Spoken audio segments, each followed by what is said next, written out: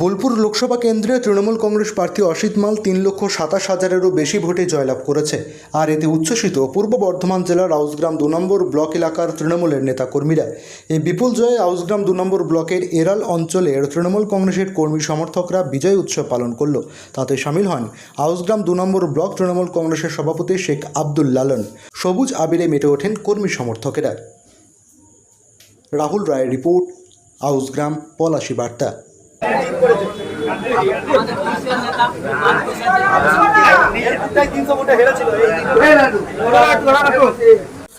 আমাদের যিনারা রয়েছেন মানুষ রূপে কাজ করেন দেবতার কাজ। আজ প্রধানমন্ত্রী নিজেকে দেবতা সাজতে চাইছেন না, তিনি তিনি হচ্ছেন জুবলাবাজি প্রধানমন্ত্রী। আর আমাদের মাননীয় মুখ্যমন্ত্রী তিনি রয়েছেন মানুষ রূপে, তিনি কাজ করেন দেবতার কাজ। তিনি মানুষের কাছে শোষণ করেন, আমাদের বাংলার যে বঞ্চিত করেছেন। কি ছিল আমাদের বার্তা ভোটের আগে? ওই যে জনগণের গর্জন, বিরোধীদের বিসর্জন, সেটা কিন্তু আজ আমাদের এই আউসগ্রাম বিধানসভায় প্রমাণ হলো যে আমাদের ঐতিহাসিক জয়। এই জয়টা আমরা কখনো ভাবিনি।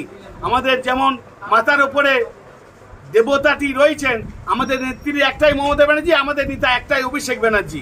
তার সঙ্গে যেটা আমাদের গুরুদেব এবং অভিভাবক রবীন্দ্রনাথ চট্টোপাধ্যায়, তিনি যা নির্দেশ দেন, আমার মাথার উপরে আমার বিধায়ক সাহেব আছেন অভেদানন্দ থান্দার, তিনিও কঠোর পরিশ্রম করেন আমার সঙ্গে।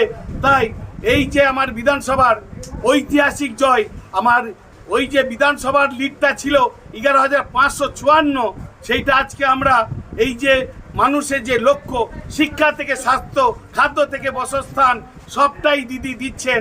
কি না, খাদ্য, অন্ন, বাসস্থান সবটাই মানুষের প্রয়োজন।